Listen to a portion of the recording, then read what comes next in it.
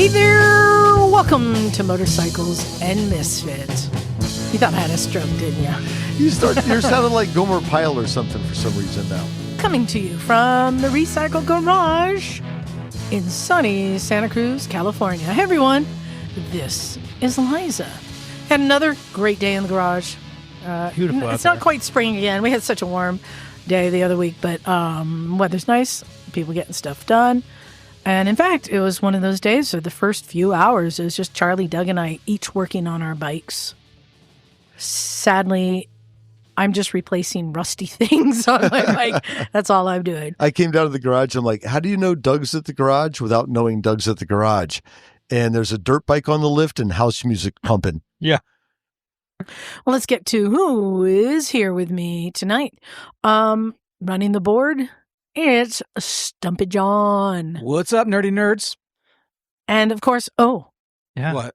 I am sitting Oh, you are on the Classy Girl. on the Classy Girl couch tonight. Emma's not here, so I snuck in. I'm sitting amongst like old candy wrappers left behind. But as you shove candy in your mouth. It's a cough drop, but yes. Joining us on the opposite side of the room from the new Kids on the Block and Spice Girls dolls in the room, it's Scotty. The old Kids on the Block, yeah. They're still going. Love it.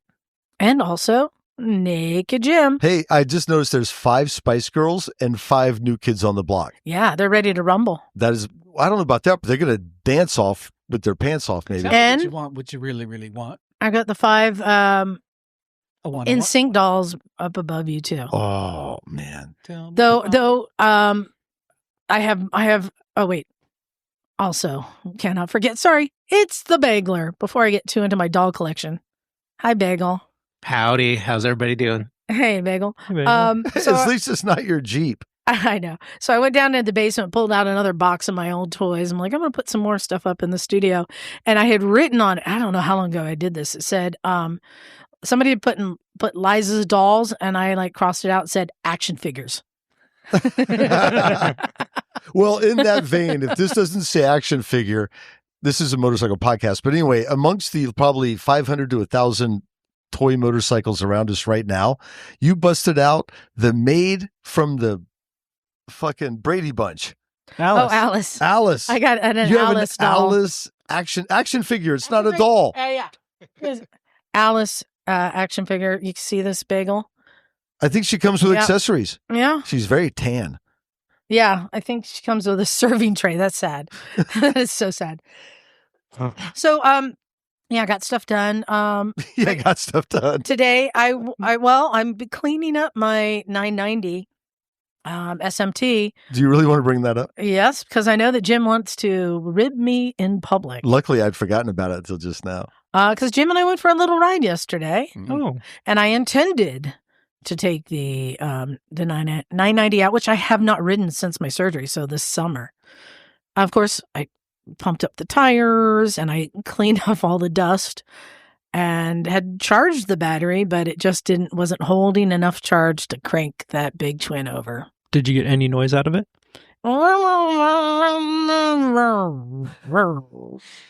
the cat. That cat Sounds like an angry cat. Exactly. Yeah.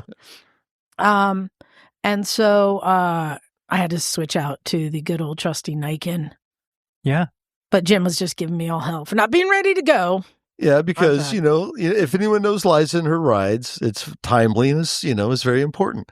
What bike were you riding, Jim? I was on the very reliable Yamaha T7.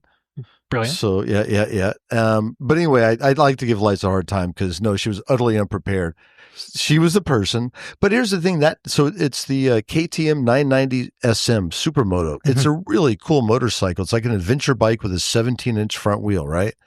And so it's a really cool bike. So when I saw it out, I'm like, that's great. And then I see, and I showed up, like 5 minutes early.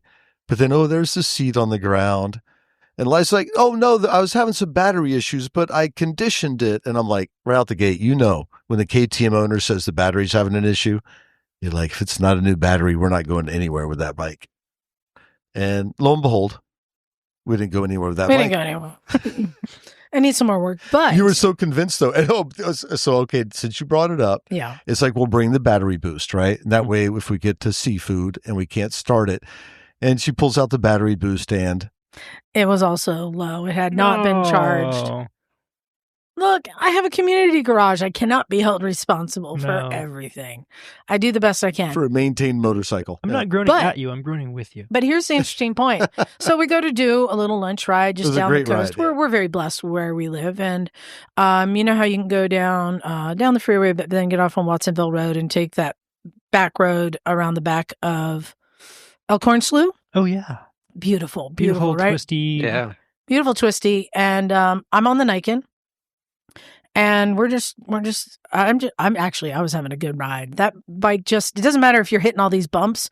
Usually bumps will kind of jostle you, and it's a pretty kind of twisty, narrow road. That road's pretty twisty, narrow, bumpy, and there's always shit in the corners. There's shit in the which corners. I didn't worry about on the Niken. Yeah. I was hauling. I was having a good that time. Fucking car with a flat tire. Anyway, I know. So story. I passed another biker coming my way, and I was like, what was that? I couldn't immediately recognize what it was. And No way. I was like, wait, what was that? Interesting. And so a minute later, my phone rings, and I have the comms on my helmet. I'm like, hello? And it was Donovan, our friend Donovan Corbett, who was on the show not too long ago. And he goes, where are you guys going? I was like, was that you? He's like, yeah. Well, he immediately recognized me because I was on the Niken. Right. So we were going just down to Moss Landing for lunch. So I said, well, turn around, come join us. So we waited for him. He came around. And then we saw what it was. And here's the thing. The Niken is pretty rare. And which is why he knew it was me, because how many Nikens are? The bike he was on is rarer. Oh, really? What was it? In its form, it is rare. It is not a rare bike. He's on an adventure Grom. So it's a Grom. Was that a factory option or something he's created? I'm not even sure. I feel like that's a home brewed. Have you seen? So it's a Grom with hard cases and with a taller windshield and engine guards, the whole thing. It looks like a little Africa Twin. Oh, Scotty, it's right up your alley. Yeah, it sounds like a blast. And I know it's something he had been obsessive about talking about, and he had one, and he's out on like a shakedown ride. And I just thought, how funny, an adventure Grom and a Niken pass each other. of course, and know each other. Yeah, exactly. If you put them together, you get a KTM 990 SMCR. Yeah, right. But so I don't know what makes it an adventure Grom. There's a kit you can buy from a company called K-Speed. I think every Grom is an adventure Grom. Right, but that's what I'm saying. Like, what's the better adventure? Is it the Grom or is it the monkey bike? What's the better adventure mini? What's a motor? Thing? What's a motor in a Grom? Is it the 125? I don't know. I think it's a 125, isn't it? Yeah, it's the same 125. It's the same bike. But it had different graphics on it and everything. It looked like really cool. Oh, but except when he's going over those potholes on Dolan Road, then he was pretty white fucking knuckled. I'm behind him. I'm like, each pothole was swallowing the whole bike. Yeah. Well, and Donovan's a hardy guy. He's a very athletic build, so it's like, Speaking of the Niken, I have another interesting thing. So, as part of my continued education to become an instructor, the next thing I have to do is now take the intermediate riding class. So I just took the beginner class, right? And again, I've never taken a riding class in my life. I'm of the old school, like, here's your permit, kid, go learn in the street. So I'm going to take the intermediate class. So I was reading up, like, what are we going to be doing on this? I need to figure out which bike to take. And so one of the... I would say the one that runs. Yeah, I know. The Amigo. Well, one of the tests you have to do is the lollipop test that they do at the DMV. Oh, yeah. Where you have to ride and your front wheel cannot leave the circle. I'm like, I'm taking the Niken. Is that wheel or wheels? Yeah, that's just... I'm taking the Niken. Yeah. Shit out of everybody. Just to see how they handle it. And you should do it counterclockwise. Can the Niken even do the lollipop? I had the same question, Bagel. I don't know. You could just go over to the DMV when it's closed and play with their... You may have to lock. Will it even turn in that small of a radius? It does, sure it would. Yeah, it does a 45-degree lean. It would turn the circle, but it ain't no Piaggio scooter. With your feet off the ground? I think it'll be a fun challenge, but also I want to see how the instructors handle this. Kook machine. Will they go with the imaginary center wheel that isn't there, or will they send me home? Or will they... I realized Jim, another option is, I believe they have the little school bikes there, like a Honda Rebel. Might they make me do it on that? I don't know. It would be fascinating to just go try it at the DMV after hours, because just try it. You can just go over there and play with your. I'm not worried about me doing it. I'm worried about how do the instructors handle a bike that doesn't conform to the. I'd be worried about it. The rules. I would say, is it a motorcycle by definition? Just don't even go there. But it's not. Yeah, it's a tricycle. I saw a guy on the way over here. I gave him 3 fingers down. You know what, Jim? You fed me well this week, so you can mock me all you want. I'm not mocking. It all bounces off because you gave me an excellent meal. It was a good meal. Creme brulee. What are you going to do? Oh, so good. Paid Crab, pork chops, gumbo. Since you home with crabs. And artichokes and creme brulee. Oh, wow.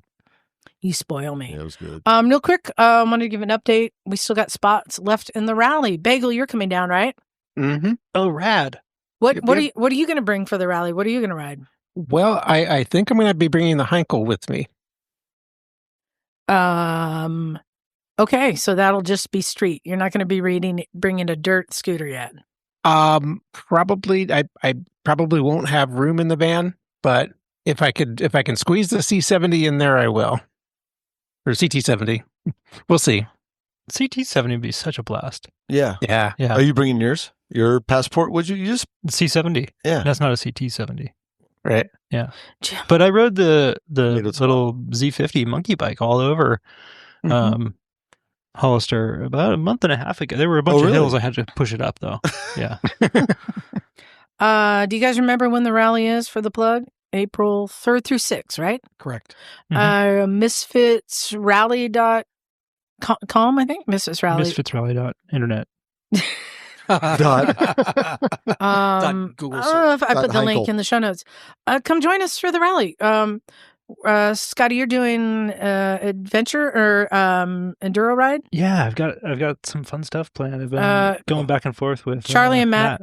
We're gonna have adventure ride, we're gonna have enduro rides, street ride, and just dirt riding. I think Jim, you and Doug are gonna be taking people on trails in Hollister for anyone doing just dirt. Yeah, be messing It's about. a little bit of everything, and then enough little bikes to do stupid stuff. Yes. Nice. Yeah, it's gonna be a fun time. But you know what?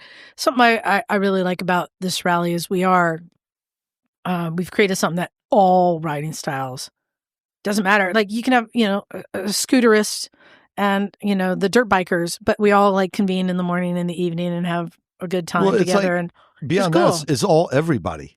Yeah. Oh, you want to know something interesting? I was talking to our friend Jonathan, hot Jonathan, who teaches the first aid class. Oh yeah. And this is something he does often, where we do assuming you're first on the scene. I can't believe you just sexualized him. Come on. I know he's pretty hot. I know. Yeah. Or how about Foxy Jonathan? So we usually do if you're first on the scene, how do you handle a down rider? And I said, hey, that's great. Let's do that because that's something everyone needs to know. But I would like to add another class, where he's going to be doing too. And this one, I said, I'd like to do a class more for the dirt adventure people, which is, you're out on a trail or up on a mountain. Somebody's injured, or you're riding alone and you're injured. How do you get down off the mountain?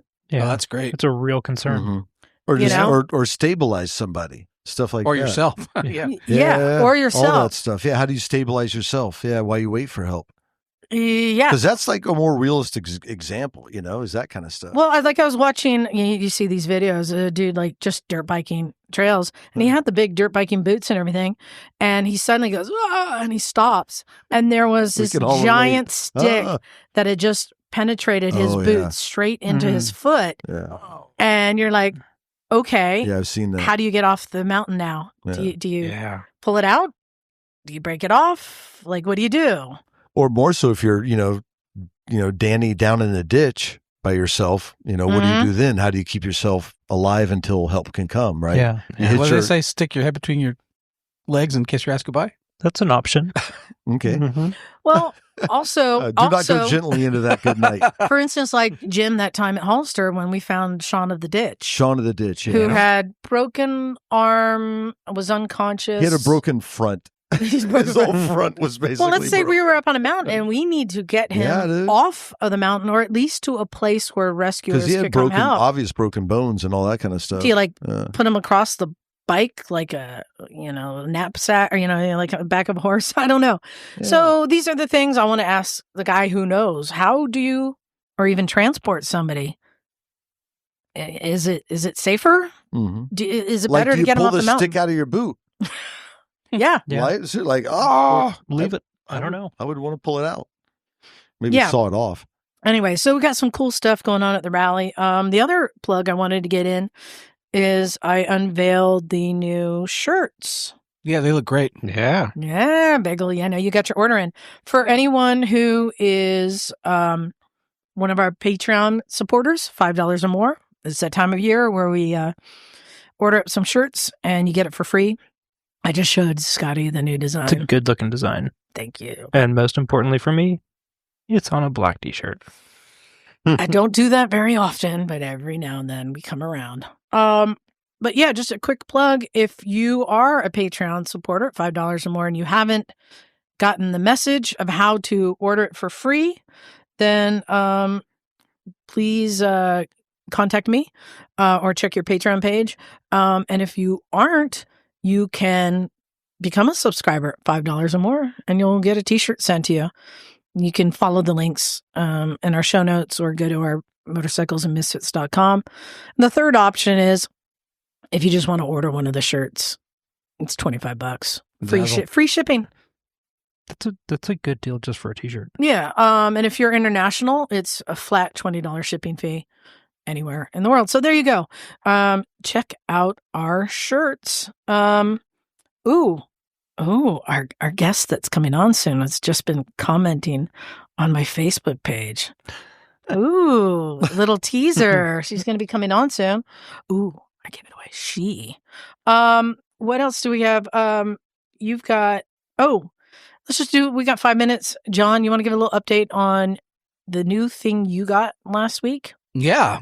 Liza and I rode down to Corbin. I know we've talked about this in the past, but I haven't done it yet. The ride-in service. Oh, that was your first time. Yeah, it was my first. Yeah, It was. So Corbin is down in Hollister. They do motorcycle seats. They have a place in Daytona also, if you're on the East Coast. And if you set the schedule, then you can just you can ride in, and they will custom mold a seat to your anus. If you do not say it that way. They will fix a seat however you want it to fit your butt. So here's the deal. You've done it, Jim, before. Have you ever done it, Scotty? No. So, yeah, I've done it now. John's done it. You go down there and they'll custom make a seat while you wait, which is a pretty cool thing. Who do you remember who shaped your seat? John? I got a picture of him. He's a kind of. It was the dude with the gray hair that does everybody's seat. Yeah. He's great. Is it Cesar? No, it's something like that. Yeah, I remember it. He's great. I mean, the guy's all over it. And, I came in and it was on the Sportster. The seat on it was just way too low and it was super uncomfortable. So he, you ride in and he asks you what you want and he tells it and he puts it in and then he gets a mock-up, puts it on and says, okay, how's it feel riding around the parking lot building? And then you come back and say, this doesn't work. And so I had him lift it up a little bit and it was a great service. It was well worth it. How many other people were there? There were probably 4 or 5 other people there, all on like baggers, just huge baggers. I was the only anomaly there. Yeah. Did you eat? I ate in the Wizards Cafe. Yeah, that's why I went there to eat. The Wizards Cafe. Liza came down, met me down there, and we hung out and ate there. But just again, plug in Corbin. Great service, well worth it. Good seats. Did you get any add-ons like heating or cooling or? No, it's a Sportster. Here's the thing. I did get some stitching though. Here's the thing. When I saw the Italian flag, the seat, which is just a little solo seat for their Harley, and when you go there, they literally can carve it to your ass. And when I saw it, I told the dude, like, I don't think you got it right, man. It should have like a depression here and a lump over there and a big holler for his nuts over here. Like it was just flat straight across. I'm like, that's not going to fit his ass. I'm like, you should really just mold all Why the you lumps. gotta judge my ass like that? Just mold all the lumps and make it fit. So here's what I've learned talking to that guy is that, because I asked him the same thing, because some people will, like, after a couple of trips around the parking lot, after they shape it, throw a piece of material on top of it, you ride it around. And some people do like 5, 6, 7, 8 times, right? And so I asked him, like, what's the deal? Like, how many times do you have to check it out or whatever? And for the most part, he can judge most people when you walk in. He kind of knows how to start your seat off, right? And he goes, but after 2 times of shaping it, you don't even know what you're really thinking about it anymore. So he goes, just, go for 1 or 2 shapes and then you're good to go. Yeah. He just judges us by how bow-legged we are. I like to go swimming with bow-legged women. No, I've been there before with a guy on a sport bike. So he only got like an inch and a half or something of padding. And he kept shaping it down so low that the guy wanted to start again. And I'm like, well, how do you do that? No, they just simply just put it back under the foam goo dispenser. It's like soft serve ice cream. Drop it down in. Oh, they just load it back on top. Yeah. Fill it back up. Dialed in. Huh, neat. Yeah. But I couldn't be happier. It's super comfortable. He raised it up a little bit so my legs aren't quite as cramped. It's pretty bad when my legs are cramped. Okay, so I gotta ask, how much? Let me guess. $600. Right. No, not even near it. Really? Well, remember, it's just a solo seat. And Right, but still. It was $380 out the door. Oh, that's cheap. Yeah. Okay, well done. Well worth it. That's good. $380. Yeah, it's cheaper than I got online. I thought it'd be like $550 minimum. Yeah, that's Well done. Yeah. And you got food. You got lunch. Yeah. Well, and the diner. Were there any cool bikes in the showroom?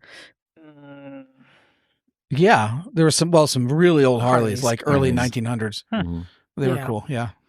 No, but we ran over to down the street to the Hollister dealership and went and sat on bikes. Power Sports. Yeah. Oh, you know what? We didn't even mention what they had there that I have not seen before. Which one? The Indian dealer? Well, but they also have the Honda and Kawasaki next door.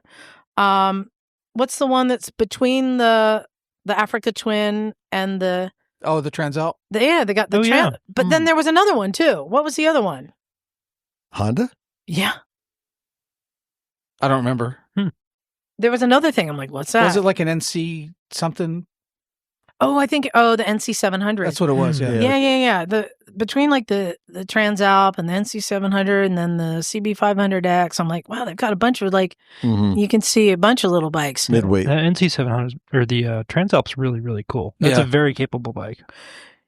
Well, this is the first time I saw it. I'm like, oh. I haven't even seen one of those. Yeah, it's like a 10 competition. Yeah. Interesting. Well, are you guys ready to get to our guest tonight? Yeah. Yeah. Waiting for this. I'm pretty stoked about this. So our guest tonight is somebody who's, let's just say, has been around the block. She's seen things. She's done things. Oh my. Oh yeah. Oh my. I mean, pro racer, not bad. How many women pro racers have you known? Like, there's not a lot. It's definitely not a lot, but the ones that are do they've got bigger balls than the men. Like Michelle DeSalvo. Yeah. I know. Also a coach for California Superbike School. Ooh. They teach all over. I first learned about them in London at the Ace Cafe of all places. California Superbike School. You international woman of mystery. Yeah, I know. But yeah, no, she goes around to teach. That means she knows what she's talking about. Writer, and most importantly, biggest accomplishment, a mother. Woohoo! Yes. We learned that one from Elsbeth Beard. Well, let's introduce her. We got Misti Hurst. Hey, Misti, are you there? I'm here. Hi, how are you? Hey, how you doing? Good to see you. Oh, I can see the camera's cutting off my head. I'm over here. I see you. Hello. No, your head's cutting off the camera. Hey, and I'm sure there's a bunch of other stuff I didn't include, like mountain biker and just like cool chick. Yeah. Yeah. And Canadian. Oh, yes. And a Canuckian. Yes. Right. Canadians. Can we just, I just, on behalf of Americans, I'm sorry. Can we just get that we out apologize. of the way? Yes. We're all very sorry. We're embarrassed and sorry. Yes. But I just wanted to get, first, you've done a whole lot of stuff, and we've got so many questions and so much stuff we want to talk about. But the reason you're really here is because you've written well, you've written a lot, but you've written a new book, and is this part of a series? Yes. So I've written a new book. I'm still in the initial stages of it. It will be part of a series. I'm going to call it Life in the Fast Lane, which is basically the column name that I've been writing under for Canadian Motorcycle Magazine called Motorcycle Mojo. So I've had my own column since they first interviewed me way back, I think in 2004 or 5. Wow. Then I started writing for them. And yeah, I've been doing that. And I loved the column name. So I thought, well, if I'm going to be doing a series, then that might be a good name. And basically, it's just it's a new direction I kind of want to go. I realized I have all this content. I've written over 250 articles in the 20 some odd years I've been writing and coaching. And I thought maybe there was a better way to package it up and share it. And there's multiple different categories that all these articles fall under. And so I'm hoping that I'll be able to deliver about 5 or 6 books in the next little while because all the content is there. I just have to get organized to Very cool. set it all up. I know. Yeah. Right? She's got a lot to say. Yeah. Nice. Well, let's take it back. Let's just start at the beginning of Little Misty. John, you had some questions. Yeah. So why don't you tell us your origin story? What sparked your passion for motorcycles in the very beginning? Because I saw that if the article I read was right, you didn't start really until your early 20s. Correct. Yeah, I was 24 years old when I piloted my own motorcycle. So it was a very late start into it. I started off on the back of a boyfriend's bike at the time. And it was just kind of normal to be on the back. And it wasn't until I was on the back in a huge group of 20 some odd men that we were parked out in Victoria in front of this fancy building. And this girl rode up. And I had yet to see a woman on her own bike before.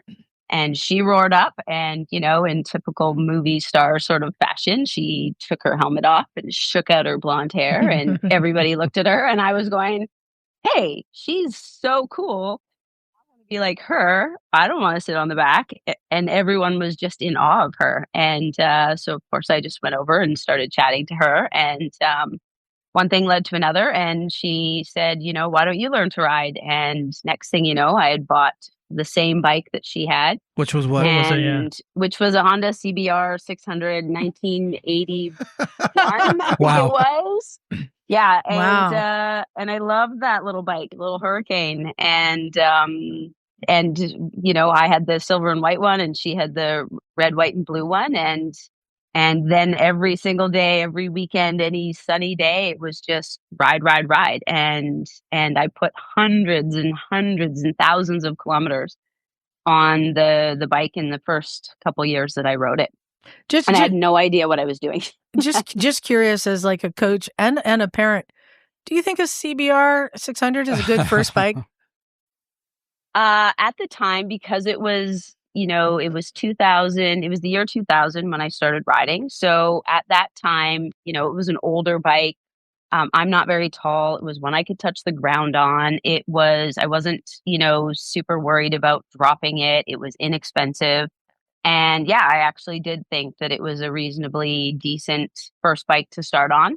And, I rode the snot out of it basically. And I rode it until I felt like I couldn't ride it anymore and any faster. I literally scraped the pegs on it and thought I was so cool and got promoted that day to leading the race, which I thought was like the greatest thing in the entire universe. Not the race, the leading the ride, which at that point we all thought was like, road racing and thought we were cool riding like that on the street. And then I moved up and I bought a 2001 Kawasaki ZX6R as my next official motorcycle. And then that one was the one that I was able to take on the racetrack for Taste of Racing. So I basically rode down to Seattle with a friend of mine and at lunchtime to watch races. Never seen a motorcycle race in my life. And got to take my bike out at lunchtime. And that was it. I came back in and I was like, how do I sign up? I am going to be a motorcycle racer. That bike was the menthol cigarette of motorcycle racing. The clove. The So clove. when you first got onto a racetrack, Clove, you were a couple years after first riding. So it was yeah, not even. mid-20s? So it was like a year. It was like a year. Oh my after. So I gosh. was Okay. 25 Wow. years old. I rode it around at lunchtime. It was literally like follow the leader. We couldn't pass. We were going really slow, but I was like in position. I was leaned in. I was like dreaming of racing. I was just like, this is so cool. I'm going to be a racer. And then basically I had no idea about anything. I had no idea about proper technique. I didn't know about motorcycles. I didn't know about racing. I'd never watched a race. I didn't know famous people. I had no mentors. And I just sort of But you had a figured good it all time. out. I'm I just did. curious for somebody to have that fast of an arc of getting to dragging a peg. Are you missing the survival gene? Like, do you like no fear. Yeah, is the no fear? Do you have no fear? Is that what it is? So I kind of do. I was Yeah. very athletic when I was a kid. I was skiing at 2 years old. I was always taking big jumps and trying 360s. I was on, you name any sport team, and I was on it. I tried to even get to play football and rugby with the boys teams, and they wouldn't let me way back when. And so I did every sport you could possibly imagine. I was one of, I used to get pointed at for being a girl on a snowboard. I think I probably had one of the first pairs of roller blades, and we got stopped everywhere. Like, what are those things? How do you stop? That's amazing. And so I was always pushing the limits on all sports that I did, but I truly hadn't found my calling until I actually got on a motorcycle, and more specifically got on a motorcycle at the racetrack. And that was it. That was like, damn it, why wasn't I 5 years old? And why didn't my parents put me on a little dirt bike? Because I could have used that extra 20 years of practice. Because trying to go pro at, older in your life is pretty difficult. Yeah. So tell me about the progression from, track day to club racing to AMA and to your professional career. Oh boy. Okay. It was very accidental is how I like to explain it. So I did the As taste the of best things racing. are. He signed up for the Washington Motorcycle Road Racing Association, get your license sort of promo thing. I went down and took that little rider school, got my race license, and basically just bought an SV 650 and took it to the racetrack. That's it. That was the perfect bike then. Yeah, Yeah. perfect. Which Yep, done. actually was the best and the most incredible bike that I could have bought. I had a motorcycle mechanic boyfriend at the time who helped set up with everything, get everything ready, which was amazing because I wouldn't have been able to do that on my own.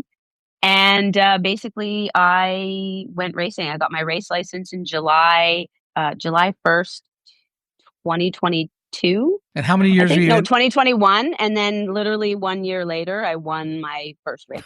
So that was 2 years from Wow. starting to ride completely? Wow. Yeah. Wow. Yeah, but I rode a lot, and I mean, every single weekend, every day I could, every day it was sunny. We rode like idiots on the road. I'll fully admit that. I was a total squid. I did wheelies and stood up on my bike, and I did stoppies, and I wanted to be just like the boys. So if they were trying things, I would try it. And and then I just was addicted. Like every cent that I had went to racing motorcycles. And I was fully addicted. It's interesting. I was talking to Charlie today as he was prepping his bike for the track. He's on the Ninja 400. And I said, the Ninja 400 now is what the SV 650 was. The affordable, but really great performance for the price that allowed a lot of people to compete at a pretty good level and ride at a pretty good clip. And now it's the Ninja 400 is that same bike for people. They both filling make that same sense. Amazing. Yeah. Yeah. And so oops, I fell into it like in this short time. And then how long was it before motorcycles was all encompassing everything in your life in every aspect? So it was pretty quick after that. Basically, after I sort of won my first race, I was then working on trying to find some sponsors and trying to get some support and cut costs here and there.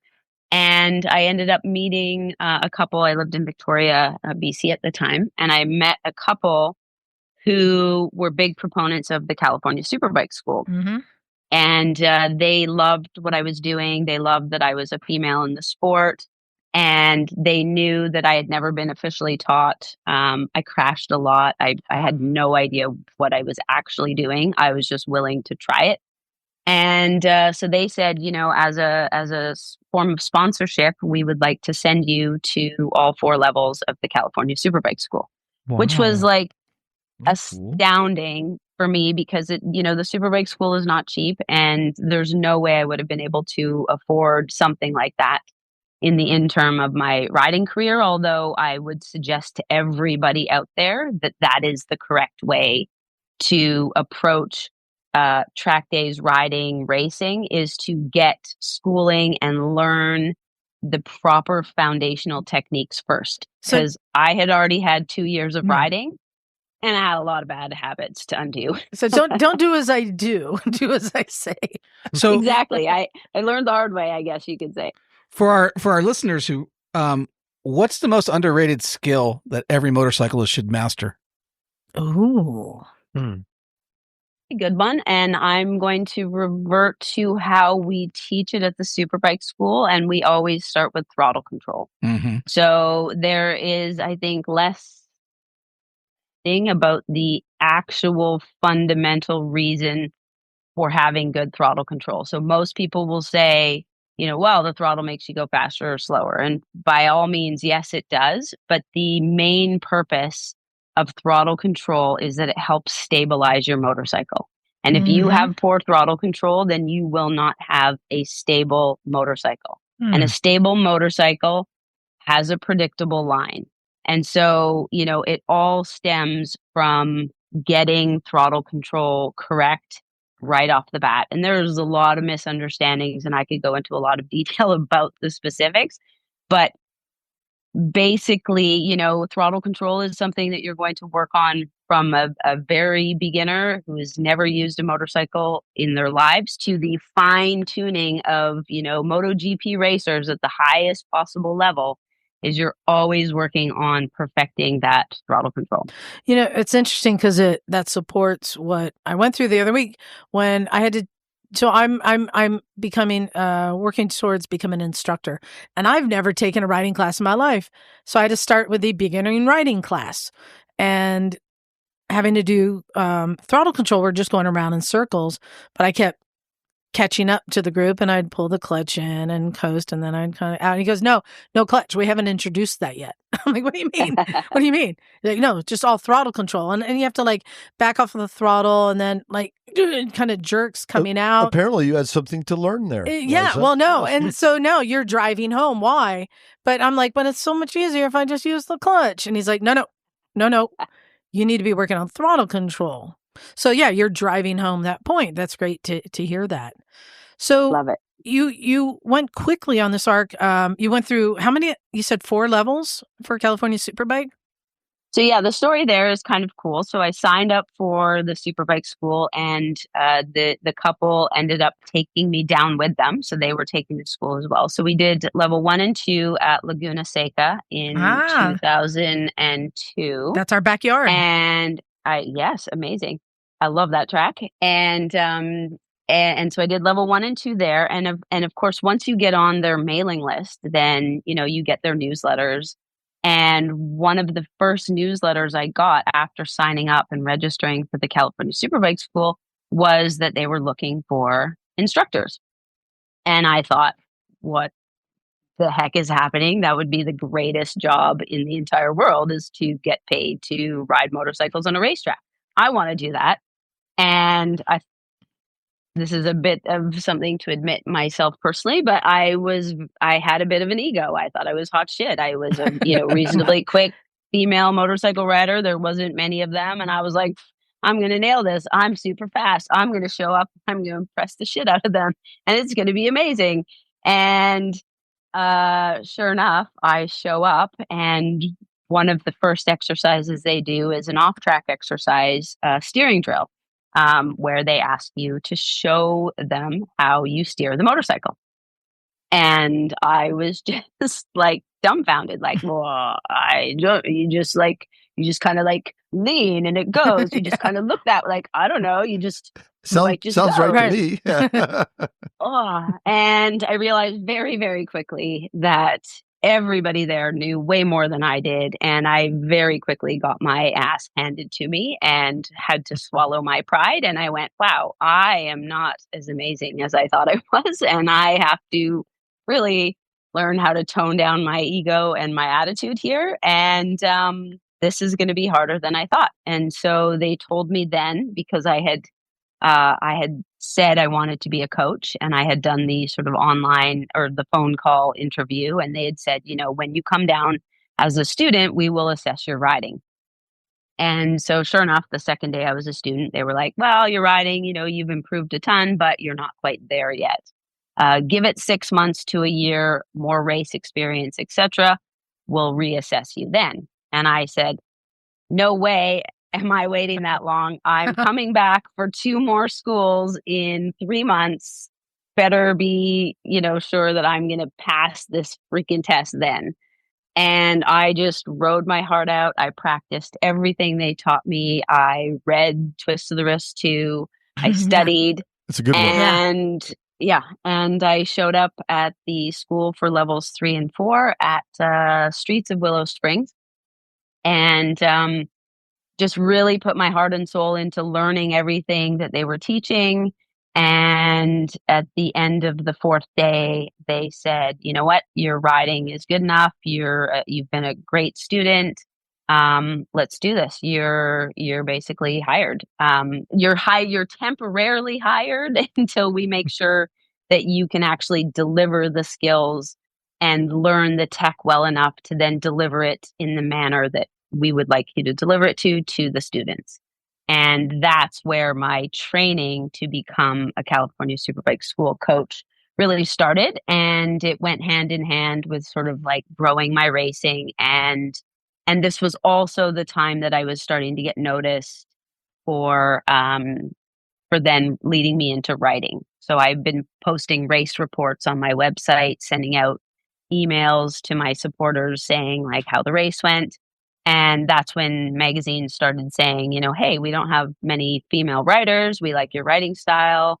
Do you want to do some writing for these magazines? And suddenly I was being, flown to California to go test ride motorcycles for Sport Bike magazine and getting offered to write for Motorcycle Mojo magazine. And it was just this like, my life had been in one direction and it just went like pew pew. I'm a racer, a coach, and a writer all at once. I'm like, wait, I've been doing all this shit and no one's offered me a job.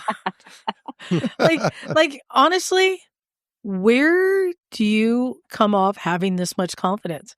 Like, how has it not been beaten out of you at this point in your life? No, honestly, like, what do you attribute? You just have this drive and this confidence. Where does this come from?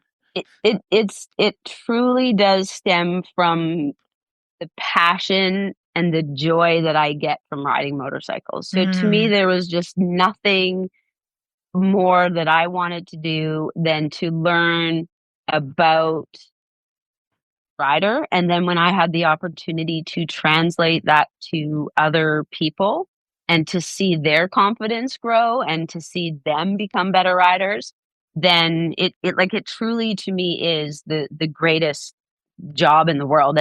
As a coach, I would say is the number one thing for me. So when I give back as a riding coach is when I feel the most passion and joy and happiness, because I can see that I'm assisting in that. I'm helping someone become a better rider.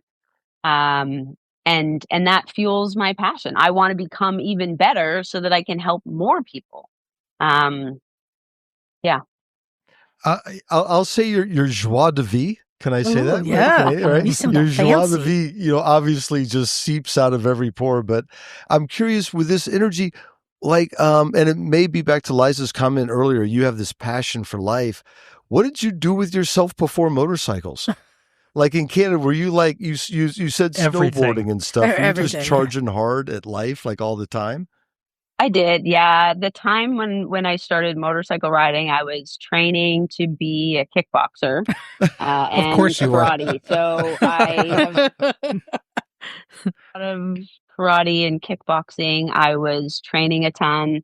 And I actually did one of my first kickboxing fights. It was actually my first and only kickboxing fight Oh, because while I really loved Kicking the ass. training, I loved I loved sparring, I loved training, I loved what I thought was kickboxing until I got into an actual ring and had to essentially beat the crap out of someone. Ooh. And then I realized I don't like hurting someone else. I Yeah. don't like actually landing punches on a woman's face. Like it was Yeah. just not enjoyable for me, and so I pulled back on that, which I thought like I had a scheduled fight in Vegas, like all this hoopla, and I was just like, I don't think Wait, you had I a wanna scheduled go fight in and- Vegas? I did. I was supposed to go in Vegas, Oh and my Damn, you're a gosh. badass. Liza, that's why you don't get those Want to. invitations. Yeah, Exactly. Exactly. I Well, didn't want to hurt anyone. did she remind you of anyone, Jim? I don't know who. Your daughter? Yeah, well, Yeah. maybe, Yeah, his daughter charges hard. but yeah. Right. So Well, Love speaking of, and you have kids, is that right? Well, I actually, So I do. don't want to. I I didn't want to jump ahead, well, but I wanted to bring that up because you were just talking about, one of your greatest joys is coaching somebody, Mhm. and seeing them improve. And I read an article you wrote about your son. It's Ashton, right? Correct. Yeah. When Yep. he was out riding and he started finally like taking instructions from you as a coach and not just mom, and like clicked and won a race, and like I don't want to describe that moment, how that felt to you as a coach and a mom. So that one has been very hard. So in the throes of it right now, my son's almost 16, my daughter's 13. Like I am in the throes of teenage eye rolls and door that's when they slams start to smell. and Yeah, that's when the that kind smell of stuff. happens. Yeah.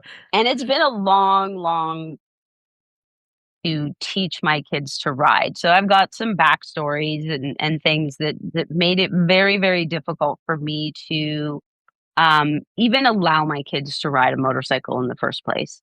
It was a hard decision, and then throughout the teaching of my kids, they each react to me differently when I coach them. So my son is always like, yeah, I know, mom, I know everything. And he learned fairly quickly. He was 4 years old. He's a total sender as well. He like the mountain bike stuff he does now is insane. Like the things he does is crazy to me. And so when he was little, at 4 and 5 and 6 years old, he would listen to me, and then he stopped listening to me and just knew everything. Yeah. Funny how that And- happens, isn't it? Yeah. Yeah. Right.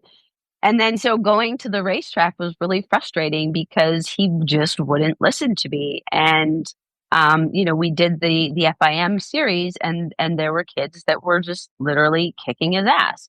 And he's an extremely talented, like naturally talented rider, and of course, like I've been able to get him the fundamentals and like teach him proper technique from a very young age.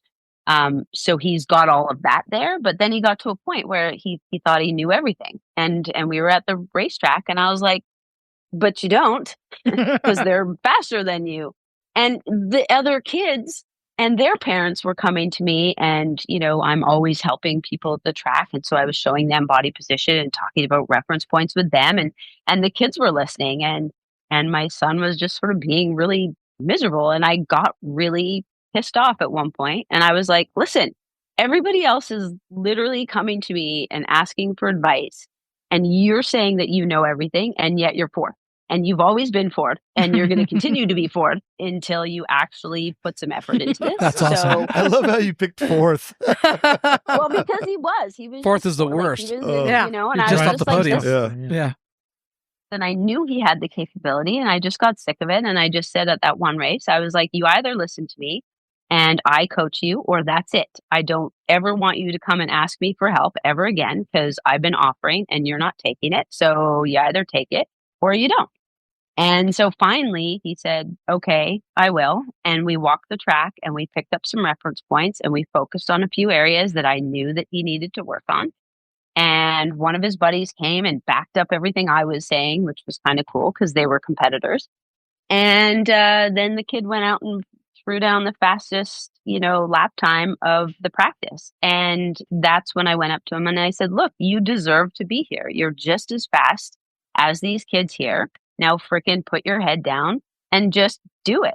And then he won the race, and it was the most spectacular thing I've ever watched in my life. And he made the most incredible pass. And I was like, the video of me is just like, oh, like I was so scared. I was so proud. I wanted it so badly for him. And it was just a spectacular finish to this wonderful weekend that we had. And then it was made even cooler by the fact that then John Ulrich from Road Racing World phoned me while we were at the airport saying, all right, I need an article. I need you to tell me about, what's it like watching your kid win an FIM, Canada national race. And yeah, so to try to then take that and put it into words was a really challenging and amazing experience. The other thing that I like about this, what was he wearing at this race? My leathers. Yeah. Her leathers. Isn't that cool? It's super cool. Enjoy it while it lasts, young man. Anymore at all. He does not fit into them anymore, but he did up until then. That's great. But still, I can't imagine, as a parent and as a coach, that joy you must have felt. I mean, that must have been a big moment in your life. I'm a little curious about his nickname and where that comes from. Parker. Yeah. Crash Parker. He was like, so my dad, so his grandpa nicknamed him that when he was little guy, because he had a little run bike at 18 months old, and he would purposely crash, and so he would ride ahead of me and like purposely crash his bike, and so I would always take him to this the seawall where I knew he couldn't go. It was always like enclosed. So he could go ahead of me, and I knew he couldn't get into too much trouble because I knew he couldn't get out of this area. Yeah, but he would ride ahead of me. Then he would purposely crash, and all these like people that were walking around, these little old ladies and these other parents and people would like give me the worst look. They would give me this horrendous stink eye, and they would rush over to him and they would like pick him up and dust him off and glare at me like I was this awful parent. And I said, thank you, but like he's just gonna go do it again. Thanks, but this is what he does. Just keep going. And they would roll their eyes at me, and they would just give me this horrendous look. And then off he would go and ride ahead and just purposely crash again. And I would just go, see, I told you, like, this is what he does. And I have a little video of him where he said, and it's the cutest thing, his little voice is so cute. He's like, I'm just going outside to do some crashing, Mom. Just going outside to do some crashing. And he did. He rode outside on the patio, and he just purposely crashed his bike. Did you ever ask why? No, because I just was like, because they're okay, 5. You don't ask why. Yeah, just because they're just little. So yeah, brilliant. he's pretty good, and I've had 15 years of watching him, practice crashing and then actually crash, and then the stakes get higher as he rides bigger and faster bikes, and the injuries are more, and it's just. The stakes got higher when you put your leathers on. Like, don't mess up Mom's leathers. but that is an important skill to learn early. So he's a little ahead of the game there. Well, there you go. Yeah, you can't either know how to crash or you don't. It's one of those things, right? That brings up my question. For you as a racer, you said that, you didn't quite have the training, so you crashed a lot. Did you have many injuries? I was actually very lucky that I didn't, and I did write an article called "How Well Do You Bounce?" And I actually am right. I bounce pretty good. John bounces. John's a bouncer. Yeah, sure, like crash very well because I have crashed multiple times, and I attribute a lot of it actually to in my childhood I was a gymnast, so I did a lot of tumbling and rolling and lots of aerial stuff.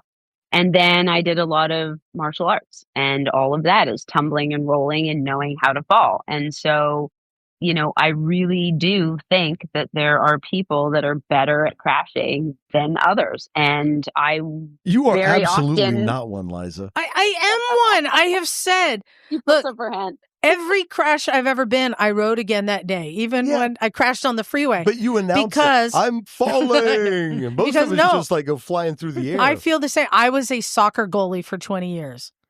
You learn how to hit the ground and not get hurt.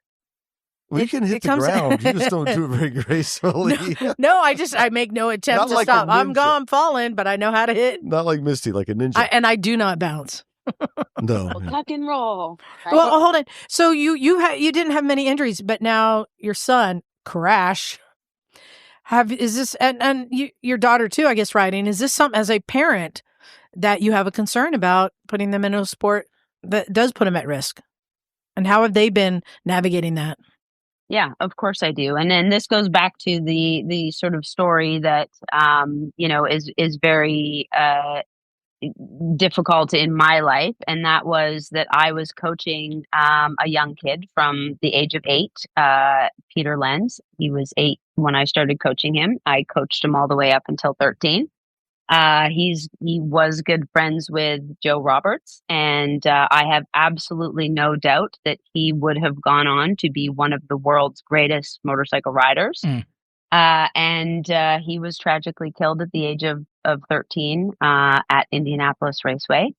And it was right. My son was, just over a year at the time, and Peter had actually been up in Canada with me training just earlier to that race. And, I had my son with me. There's a photo of me with my kid, in my little chest carrier, and I'm coaching Peter on the track.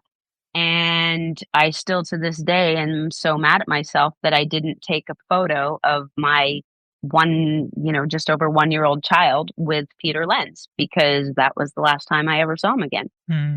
And it hit hard. I mean, Peter was like a son to me. And when I heard the news of his passing, I ran outside of my house and I lay on the concrete, and I was just trying to disappear, in like crying and just disappearing into the ground.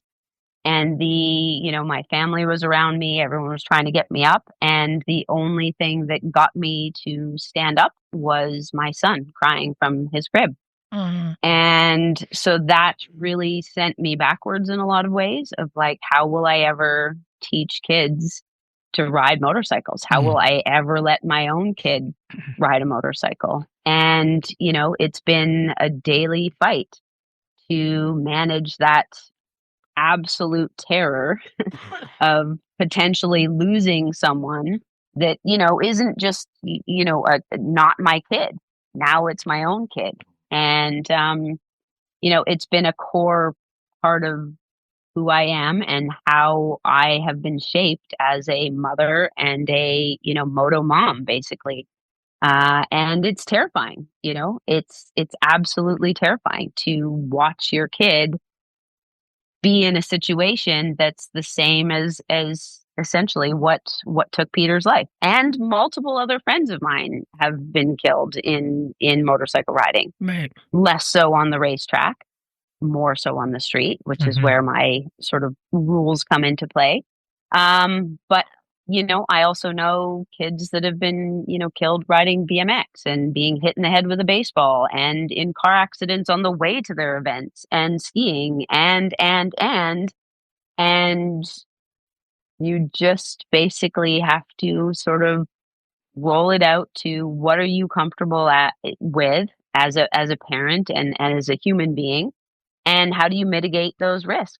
And I see it very much as, I've taught him everything that I can teach him. He always wears the proper gear. We're in a closed circuit. He knows what he's doing. And that in itself, I think, is going to help him then become a better driver on the road when he has to get his driver's license and understand things about motor vehicles in a way that, non kids that, he's grown up. He's got freaking more, racetrack experience than I ever had at this age. And I think it'll just help him in the future in a lot of ways. And other than that, I think, mortality and death is really just sort of a lot of ways you roll the dice and you never know what's going to take you. So you might as well just enjoy every moment and do the things you like to do in the best way and the safest way possible. Well, and I just wanted to recognize for a moment that, being a woman rider, just being a woman rider, is not as common. And then to be a woman racer and a woman coach, even less common. But I want to recognize riders like yourself who are mothers who ride and race, much like Melissa Paris, who I have so much respect for. There's not a lot of you. There's not a lot of moms who still can continue to ride at that level and not dial it back. And what a role model people like you and Melissa are for doing that. So I really appreciate that you guys stick with it and are showing, just like the woman who first showed you that you can be a woman in riding, you can be a mom and ride. Yeah. So that's really cool. So let me follow up on Liza's comment with a couple questions. So how have you seen the landscape change at all for female riders and racers? And the second part would be, what do you think needs to happen really to get more women involved in racing? Those are some really good questions. So, yes, I have seen the landscape change a lot, actually. When I was first riding in general, like I said, it was very unusual to see other women riding, let alone at the racetrack. And since then, we've started to see more and more women hitting the track, more and more women riding in general and racing at a higher level. And one of the questions I was always asked, when I got to AMA was, how come there's not more women at this level? And how come when there are women at this level, they tend to be more at the back or not as quick, etc. And my response to that was always, we did not start at 4 years old, right? I mean, I was 24 years old when I got on a motorcycle, and I had a lot of catching up to do, and there's no way that I can get to pro level. And I was racing against Ben Bostrom, for crying out loud, and other great names of riders, and I had only been riding for 5 or 6 years and didn't have the same experience level, and didn't start at 4 years old.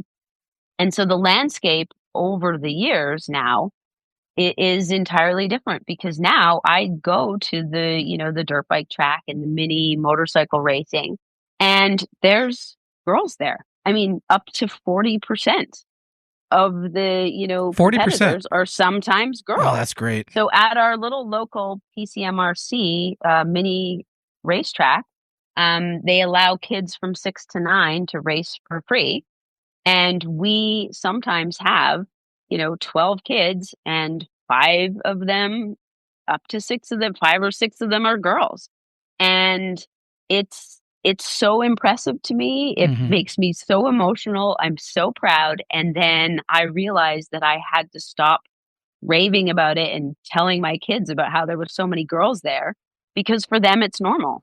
They don't see it as different. And so, it has changed so much in that, I think I wrote an article once about my son was in the back of the car with me, and he was about 5 at the time. And this motorcycle went by. I was driving the car. A motorcycle went by, and it was clearly a man, right? But this little kid in the back seat, he sees this motorcycle go by, and he said, "Hey, Mom, look at that motorcycle rider. Does she need coaching?" Wow. And in that moment, I was like, "Oh my God, my kid thinks that motorcycle rider is a woman because he knows that I ride." And so he's now assuming that. Like, I don't even assume that. I see a man and a woman standing next to a bike, and I even think that it's probably the guy's bike, because that's what I always knew growing up. But for these kids now, he said the same thing about the pilot. I said, "Oh, the pilot was really nice in the plane." And he said, "Oh, was she, what was she like?" And I was like, like, my kids think they're women because they're surrounded by strong, women in different roles that aren't seen as being weird or unique or, something to notice anymore. So- My daughter goes to the track and there's other girls there. It's not weird. So Yeah, it's that's really awesome. cool to see. What I'm hearing you say is two things. We need to expose young women to motorcycle riding at a much earlier age, and then kind of intentionally go after them to get into training programs and to run alongside of the young men. You just run alongside their peers, absolutely. right? Absolutely. And that's the thing, is that they're just out there doing it. So now Right. we have, women like Kayla Yakov. She's great. She's incredible. And she started at a younger age and has had much more time to build up. Yeah, Look, I already had her picture queued up. I was going to ask you, who's on your radar, and do you think we're going to see a woman rider get to the MotoGP in the near future? I sure hope so. Where's Anna Kayla's Carrasco? definitely- Is she up there yet? I'm not sure. And again, that like now you've got the Europeans and the Spanish, Right. the riders, and I've got some friends who've just moved over to Spain right now to train their kids. And it's such a different lifestyle over there, and it really is. They sent me a picture of these kids playing on the playground. There was a couple girls on the swings, and then there was a bunch of motorcycle riders like in the actual playground. And there was like some little boys and some little girls, and they're riding in the playground because it's normal in European countries to sort of train the kids. But even then, there's typically more boys than girls. So I think that absolutely there's a possibility of having a young girl that starts at a young age who has the drive and the determination and the skills and the abilities to go that far. And depending on obviously the scenario, sponsorship, money, et cetera, because it does really come down to a lot of that. Right. There's no reason why there shouldn't be a woman at the highest level of the sport at some point, provided that they've had the same opportunities to start at a much younger age than many of us have had that opportunity. Yeah, we've had both Melissa and Kayla on and our Freya show was on the other side of it. Yeah, exactly. And Kayla seems to have what it takes. Yeah, I'm rooting for her for sure. But I remember too, seeing a young, I think she was at the time about 11-year-old racer on the go-kart track, racing with all these adults, Elena Myers. Kicking butt and thinking this is the future, and then her dropping out, in her prime. Which, I mean, it's come out why. There's more to it, but a lot of it has to do with just being a woman and racing. There's more stuff you're dealing with than a lot of the men, but she definitely had the skills, but also showed that there's so much more. All the things have to align. Your support, your mental health, all the things have to align. So, what can we expect from your kids? Do they have what it takes? Yeah, or do they have desires and drive to go and do professional racing? Yeah. So my daughter's definitely just into it for, the fun of riding. She was a little bit later to get into it. We've never pushed it on her. She rides a dirt bike. She rides it, well enough. But she's not super competitive. She's definitely more on the sort of arts and music stream, but she's also, a mountain biker, and she's pretty hardcore. She likes to send it as well, but I don't think that she's, that motorcycle racing is her passion. My son, on the other hand, is a very, very talented rider.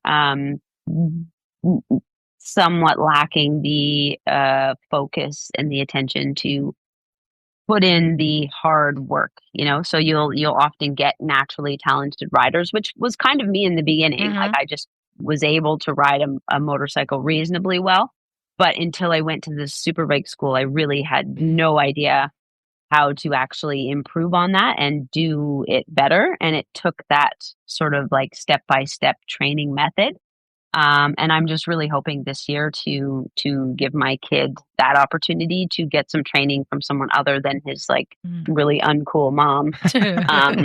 Because no matter if your mom races motorcycles or not, she's still like so uncool and so irritating at this stage in life. So the goal this year is to get him some training that's not me trying to force him to listen to me, and for him to realize that, yeah, he still has a lot to learn. But then it also, we also come up against the same things that I came up against, which is, finances and how expensive everything is. And, now we're trying to, pay for our kid to go racing. And that's really tricky. It's like, dude, I can't afford to do all that for you. I'm really sorry. You'll have to get a job and you'll have to work hard for it, and we'll have to try to find sponsors. And, so we'll see how far he goes with it. I don't have grandiose dreams that, he'll be the next MotoGP racer by any means, just knowing what it takes to get there.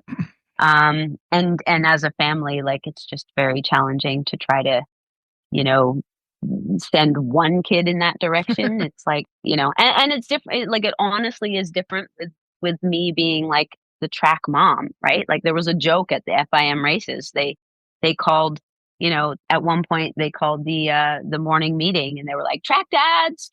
Oh, and Misty, track dads. Oh yeah, and Misty. And it was like, because it's kind of unusual. And so it's typically the track dads that go and travel across the country and, support their kids and take them racing. And it's totally different when all of a sudden you have a track mom trying to do that. And then I'm leaving one kid at home. And, in some regards, like, it's still weird that, I'm the one traveling and I'm the one, away from home all the time. And, nobody likes it when mom's not at home running the show. And so that's been a really challenging juggling act of trying to balance, just balance all of it, really. Yeah. I wanted to ask about something you mentioned a minute ago. You said your daughter was really into mountain biking. And I know you also do some mountain biking and coaching, and so do all you, sorts of Scotty. things, and so do I. Yeah. But I was curious about some of the skill sets that, in my experience, do translate really closely between riding bicycles, of mountain bikes or road bikes, whatever they are, and motorcycles. Am I off base, or does a lot of this stuff seem to fit? Yeah, you're totally on base, and I think a lot of stuff fits. The majority fits, except for the few things that are completely opposite, which really messes you up a little bit.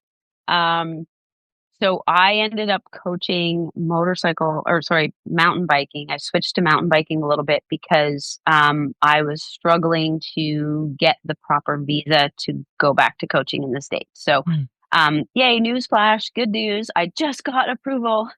Breaking news! Got Yay! my visa. Woo! That I can finally go back to coaching in the States. So it's been 2.5 years that I've been stressing, crying, literally feeling sick to my stomach, spending a lot of money that I don't have, gathering old, race results, etc., letters from here and there, and God knows where, to get that visa back.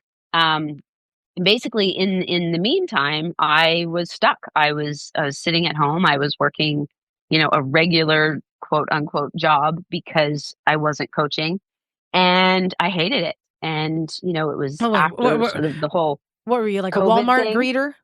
What's a regular job to Misti Hurst? Consultant. I was doing some media and PR consulting for a charity company. I worked with a bunch of charities doing a lot of their copywriting and writing. And while I did enjoy that, I was also sitting in my house alone every day, working on a computer. And one day I literally just freaked out and I smashed the computer closed. And I said, I am not meant to sit inside a house alone because I'm going crazy and work like this. I need to coach. I have to coach something. If it can't be motorcycle riding, what else can I coach? And I thought, well, I'm okay at mountain biking and I'm a good snowboarder. So, okay, well, it's May. So I guess snowboarding's out. I'm going to look up mountain bike coaching. And I literally typed in mountain bike coaching Vancouver, and up came this certification program, PMBIA. Oh, guess what? There was a course in Whistler that weekend. Oh, guess what? There was one space available. Oh, guess what? Click, I will do that. And very shortly after, Just I going was for it. Fairy tale life. I'm Yes. just saying. biking. And yeah, and so then I started coaching mountain biking, and that's been really rewarding and amazing. And the best part has been that I got my daughter into riding, which she had not done before. And now she loves mountain biking, and we just went for a super fun ride the other day together, just the two of us, and that's been really lovely. That's awesome. However, yeah. Yes. I love more so like motorcycle stuff is definitely where my passion is. So I love both of them, but I'm happy to go back to coaching. And there are challenges of taking the slight different methods of mountain biking versus road racing versus like all the other disciplines that I do too. Dirt biking, motocross, enduro, flat track. Like they all have slightly different skill sets that typically mostly work well together, but then can really mess you up with the things that are opposite. What's an example of that makes something that would sense. really mess us up? Okay, so I had to switch my brakes on my mountain bike Oh, right. Yeah. the reverse, because when I first started mountain biking, I was just sailing over the bars Oh, all that the makes time. sense. Yeah. Wow. Mm-hmm. We should Yeah, mention and I for was like, our why do I audience. suck at this so much? And then I realized, oh, this hand is not meant to just modulate. Like this is the clutch hand. Doesn't know how to do front brake stuff. We should mention So for I those of ride us who don't switch. know that the right brake on a North American bicycle is the rear brake, and the Oh. left where your clutch would be is your front brake. Yep. Even in metric versions? It varies by country, but yeah, for North America, it's pretty Wow. consistent. Can I share with you my opinion on mountain bikes? They are death traps. I've known more bikers who also mountain bike like end up like wake up unconscious on a trail going, what happened, getting like messed up on mountain bikes than on motorcycles. It's yeah, they're crazy. So Front crazy. balls. I'm going to do a rapid fire questions. Okay. Oh boy. Okay. All right. So first one, favorite track you've ever ridden? Mid Ohio. Oh, Wow, Nice. really? Oh. Mid Ohio. Yeah, and I've ridden a lot. I'm over That's a 50 surprise. tracks now. So wow. Mid Ohio. You know, I have won races there too. Now, Yeah. they did not call it a race at the time. They call it a parade lap. However, But you won it. I treat it like a race, and I do love that track too. Yes. Okay. Next question.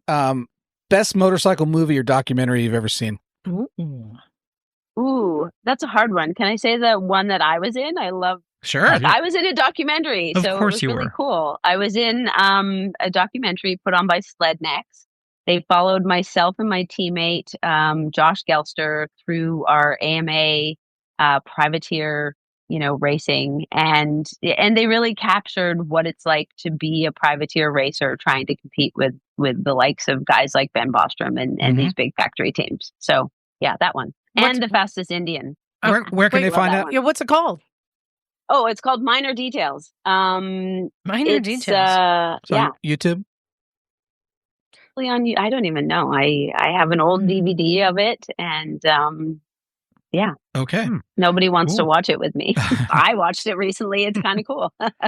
Next question. What is your most unexpected hobby or interest outside of motorcycles? That's a really bizarre question. Like I love it. I'm usually pretty good at knowing all sorts of things. I don't even know my most bizarre hobby or interest.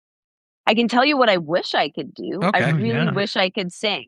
So if I could have one talent in the entire universe, I wish I could sing, and it's the one thing that I never do because I can't sing and my family tells me, but I really want to. You could give us a little taste right now if you want. Nope. Nope.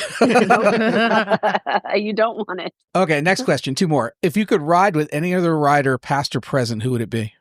Ooh. Is this racing or just riding with? That's it. Whatever, however she wants to answer it. Oh. These are great. One of my one of the people I want to meet the most in my life is Sting, and he does ride a motorcycle. Oh. So I would say I would love to go on a motorcycle ride with Sting. That's great. Oh. All right, last one, and I'm going to clean this up a little bit. So, Okay. what is your dream bike that you'd give almost anything up for? No, we can ask this the right way. All right, you ask we it can the right ask way, this then. the right way. I'm used to being, yeah. So this is a question that we ask many of our guests.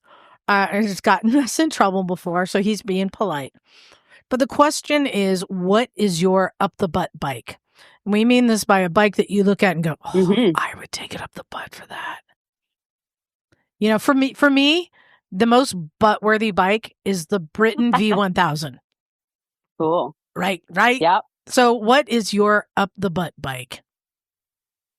It's going to be so hard because, like, one of the things that makes me sort of an interesting motorcycle rider is that I am less concerned about what bike I ride, and I just care that it's a bike, it's a motorcycle, it's got 2 wheels, etc. So I'm not a huge I know exactly. My son surprised me the other day because he heard a bike go by and he's like, "That's a this." And he knew exactly what bike it was, and I was like, "How do you even know that?" I've never been super mechanical. I've never been detail oriented on this bike and that bike. I just want a bike. I want to ride motorcycles, whatever it is. That being said, probably the coolest bike that I've ever ridden was the HP4 Race. Yeah, and I did get to ride that, and that was a very, very cool experience. And I would say that I would probably choose that and love to ride that again. And I'd like to kind of bounce off of that. I like that question, John. But is there like a current, if you could choose one current MotoGP bike, one rider's bike right now, which one would you want to ride? I did follow along well enough. I don't even watch and racing or follow along as much as most people would think I do, because I don't care that they're riding. I want to ride. Bluntly put. And so I don't sit still very well. I don't typically watch a lot of TV. I don't have a lot of attention and focus for things like that. And, to be perfectly honest, I really don't care about other people racing. I want to do it myself. I want to ride motorcycles. I want to race. I want to teach people. I want to travel. I want to encourage more people to ride. And it's hard for me to sit back and watch other people racing because I'm like, that's no fun. I just want to do it myself. All right. I don't accept your answer. So I'm going to appoint to you a bike, because I didn't say what era. Would you ride Kenny Roberts' bike? What, the TZ750 or which one? Would you ride a TZ750? Kenny Roberts TZ750? I would ride. I want to ride all the bikes, all the places, all the times. I want to try all the tracks. I want to try different motorcycles. I want to do it all. Is there any bike that's totally scared the shit out of you? Or race scared the shit out of me because it was so expensive. And that was terrifying. But it was a very cool experience because I was getting on the bike and I was telling Keith, because it was at the Ridge in Washington. It was one of the, we had it as part of the Superbike School, and they were letting some of the coaches try it. And so obviously there was a little bit of pressure because Keith was saying don't fuck this up, don't screw up. And so I told him, I said, don't worry, I'll take it easy. I'm just going to be very safe. And he goes, no, just ride this bike the way it's meant to be ridden. It's like Avatar. He said, it's like you get on the bike and you connect your tails and the bike just rides. He goes, ride it as it's meant to be ridden. And, as much as I tried to be cautious on it, and take it easy. Like, no, it doesn't happen that way. 3 corners in and you're dragging me and pinning the throttle and just going, holy shit, this is an amazing bike.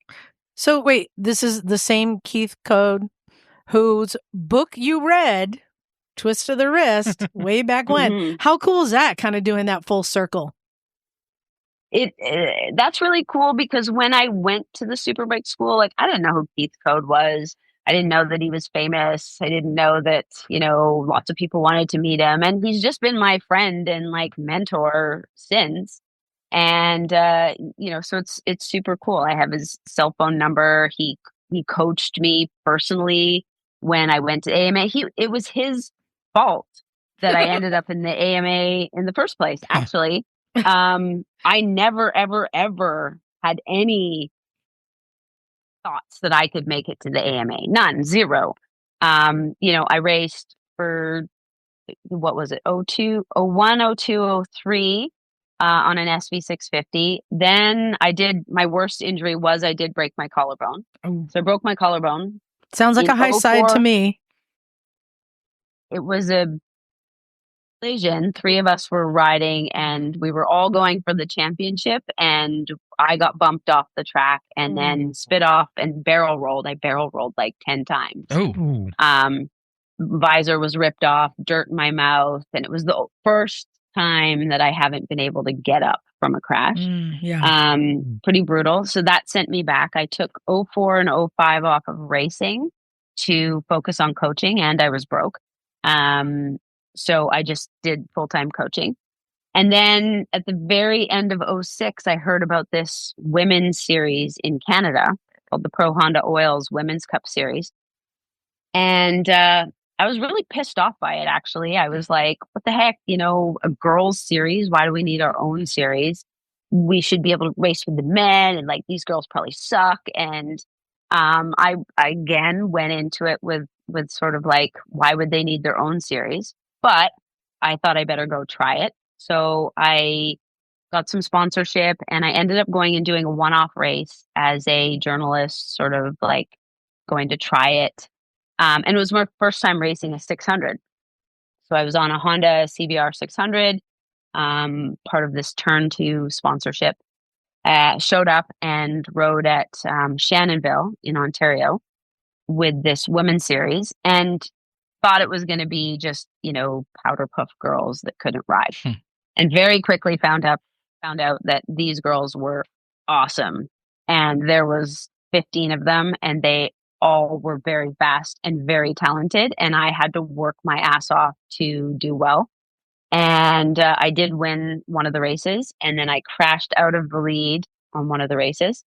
But my sort of race enthusiasm was restored, and I was now racing a 600. So I ended up series. Actually, it was the end of 05, and then I raced the 06 series on a 600. And I was combining that racing in Canada with coaching in the States. And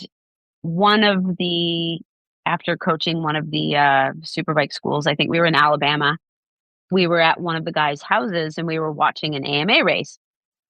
And there was one female in the AMA race, Jessica Zalewski.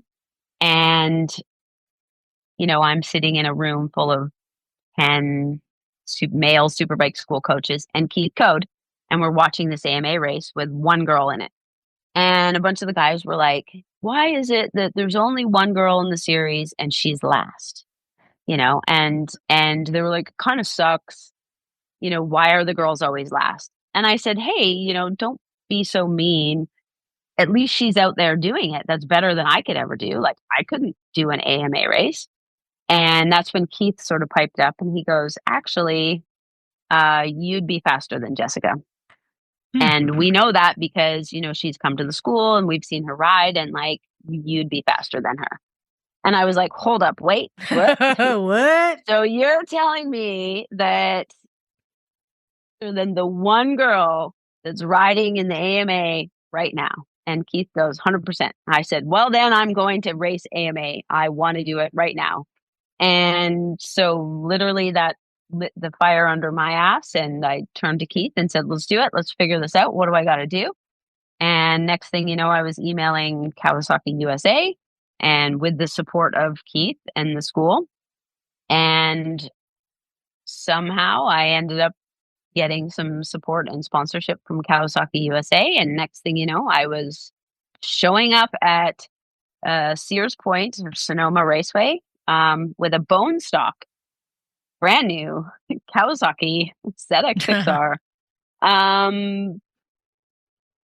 Trying for my very first AMA race. And I was pitted next to, I know that your previous interview was with Hawk Mazada. Yeah. And I was literally pitted next to Hawk, who is like one of my favorite people because he was so nice to me when some people at the track were not as nice to me. And I basically showed up at my first AMA race and like a total beginner, had to get out there, elbows out, and fight my way onto the grid. And then next thing you know, I was doing 2 years of AMA racing. So that's have you ever wild. Have you ever been described as stubborn? Oh yeah, I'm very stubborn.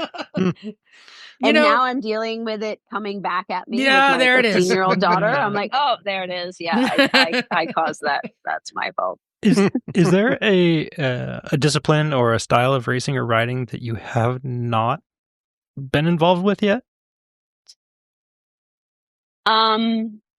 Ice racing. I've tried most of it. I haven't done ice racing. There it is. It's on my list. I have not done, and I know friends, and I'm supposed to go do it. I live in freaking Canada, for crying out loud. But no, I haven't done ice racing yet. That's the one topic we've not talked about on the podcast over 600 episodes, and I'm like, ice racing. It's the final one we haven't done. Yes, I gotta get to do that. I'm gonna try it all. Come back after. Well, I will for sure. Misty, this is your chance. I want to give you an opportunity to do all your plugs. But first, I just wanted to ask, because as a coach for California Superbike School, I want to just clarify, do people go there to become racers or better at the track, or is it for the everyday rider? So both. I would say more of our students come to become better at everyday riding. So most of our students are, regular street riders that just want to improve their riding skills. And all of the techniques that we teach at the Superbike School work both ways. They work really well for,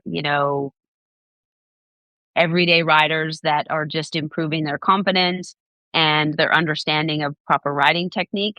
But we also get, road racers and, sometimes national champions. And we've worked with very, very high level racers, and all of the techniques as well apply to racing and track riding. And it's 100% the reason why I was able to get to an AMA level with, very little riding experience and within only a couple of years, was because I had all of that opportunity to put all of the techniques and skills into play. And I had the ability to call Keith Code and be coached through some of my own challenges along the way. Well, and most people would think you need to come to California for California Superbike School. Not the case. Is that true? Yeah. Not at all, actually. I was just in India teaching the California Superbike School. What? Wow. India. Right? And were you riding Royal Enfields? No, I was riding a Triumph Street Triple, which is the first time I've ridden that. My I was chasing a very fast student who was on a built Ducati Panigale.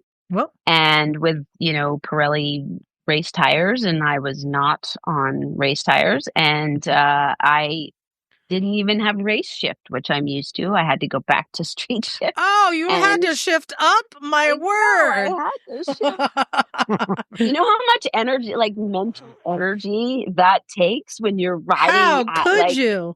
a high level pace? Oh my gosh. I can switch at 70%, but when you get to like having to chase a fast guy, it was a mind bending experience. But yeah, the Superbike School. So not only does it coach in California and North America, but like all over the states. So, Vegas, California, Alabama, New Jersey.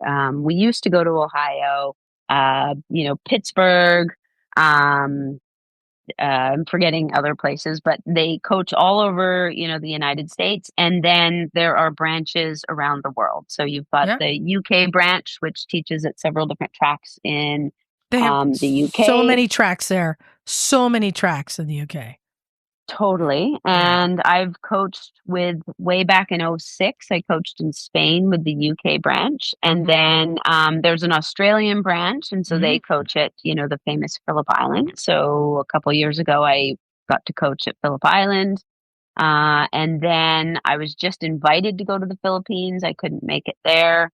They teach in Taiwan. There's a Poland school. There's a Greek school. And that in itself is really cool. When we went to India, basically they pulled coaches from around the world. So there was 3 Americans, me as a Canadian, there was a guy from Turkey, a guy from Greece, a guy from Italy, and an Indian coach. And we're all trained through the Superbike school. And you basically all arrive, and we show up at a track that, I went last year. And so it's a track I'd never been to, on bikes I've never ridden.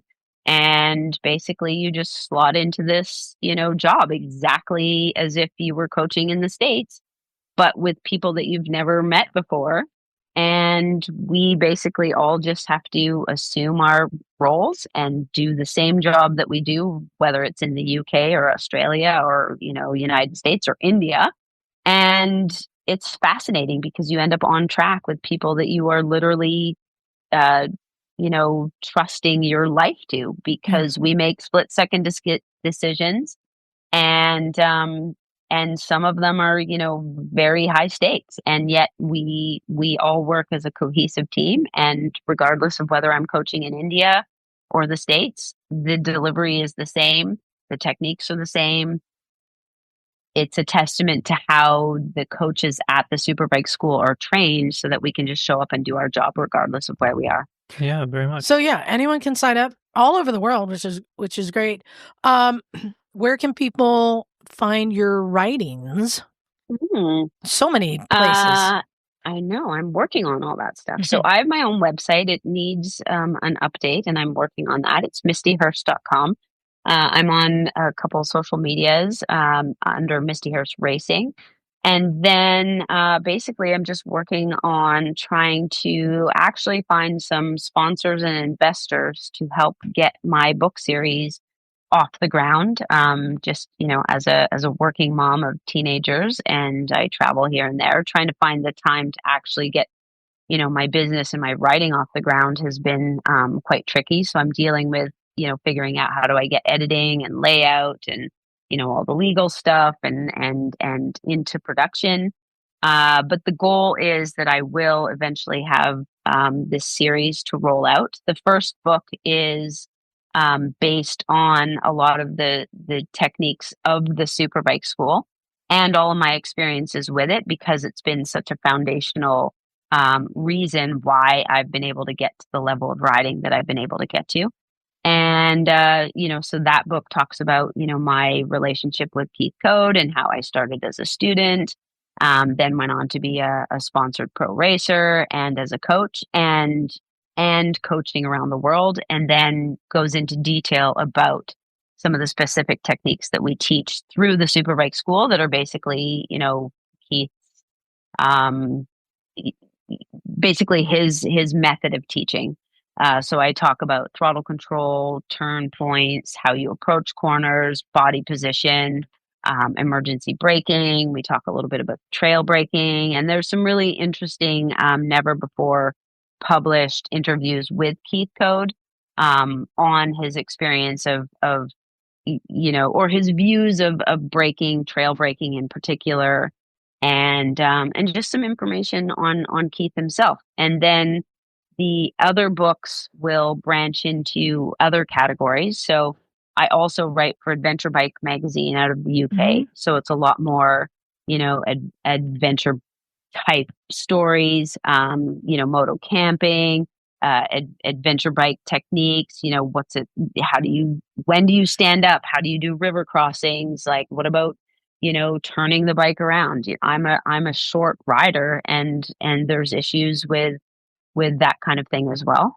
And then I've got, a book based on, track days and racing. How do you go to the racetrack? What do you bring?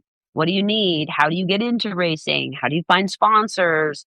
What are the important, what gear do you need? How do you fit a helmet properly?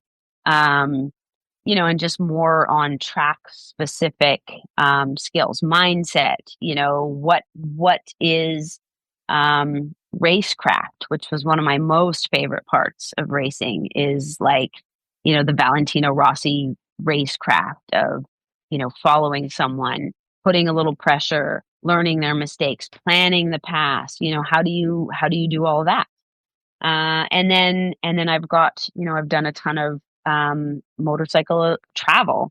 I've ridden motorcycles in Nepal, and I've ridden, around Europe and Spain, and I've taken different riding schools. I took the Texas Tornado Boot Camp. I took the Rich Oliver School. Mhm. I rode on the back with Troy Corser, which was an experience in itself, because try to put me on the back of a bike with anyone, and I did not want to do it, but I learned a ton. Well, you know what my goal is, right? What's your goal? To get you to come to Pakistan. Oh, I know. And I'm gonna. One of these days, I will, because me and travel and being able to see like India, and then being able to ride in Nepal, to go to Pakistan would be amazing. It's just that whole work-life balance and kids.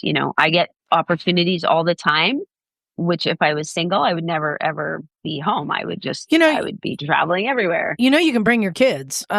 On my trip last year, John and I were on it, and Wendy Crockett came and brought her 9-year-old daughter on the trip.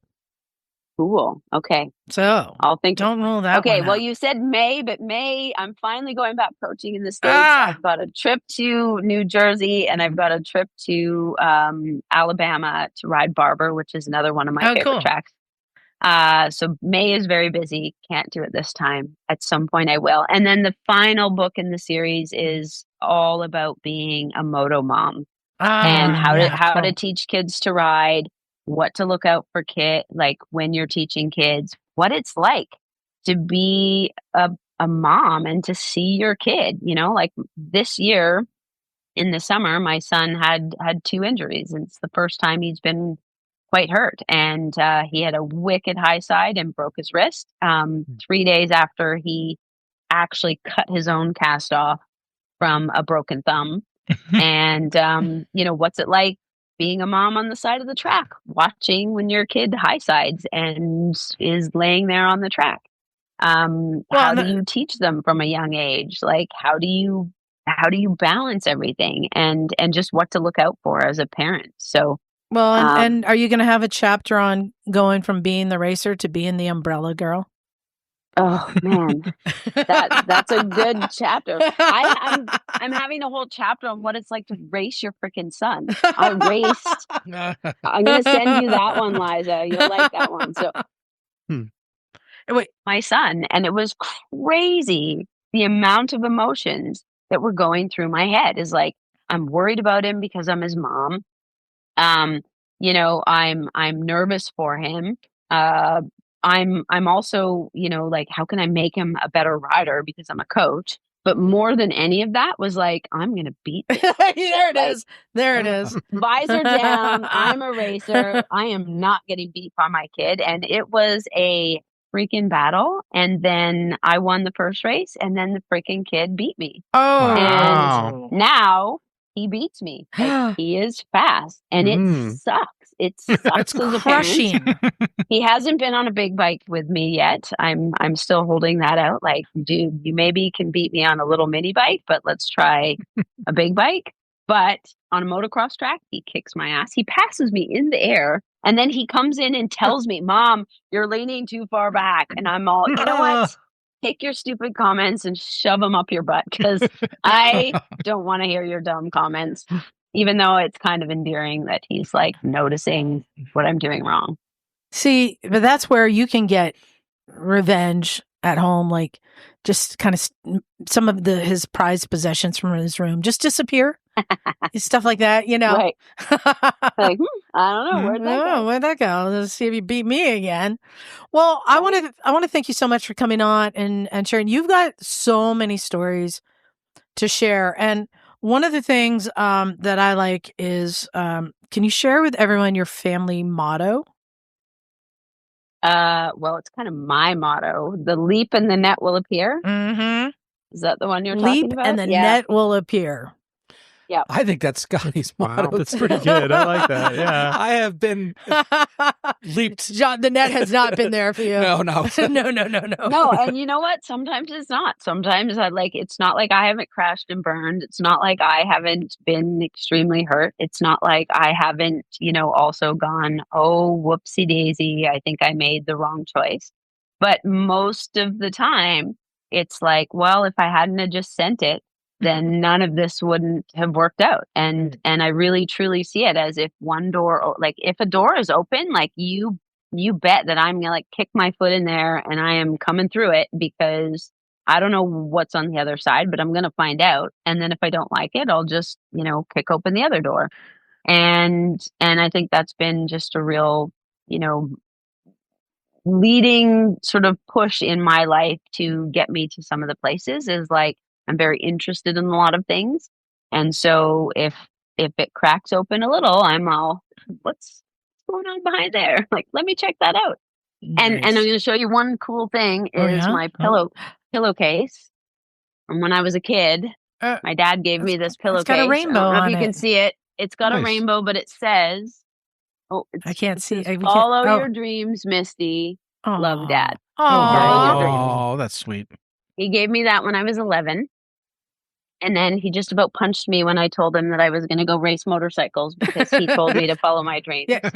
And he says, that's not what I meant. Yeah, but you I was stupidly, but you stupidly followed his instructions.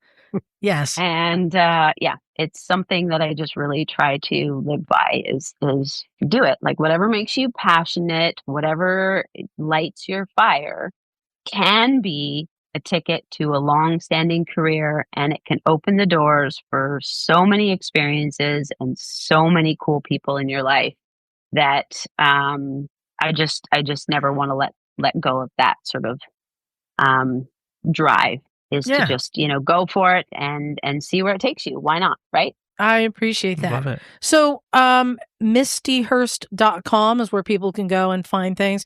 They can find info. Right. Can they find info on your book, on California Superbike School, all the things? Not yet. My book stuff is coming. So there will be info on the book. There will be rollout soon. I really appreciate it. This is the first time I'm actually You've said it, so now it's real. It's scary. She's but, yeah. Let's you're get right. this launched. This is the leap. Yeah. The leap. It is the leap. Yeah. And now you're really waiting. Hopefully there's a net there.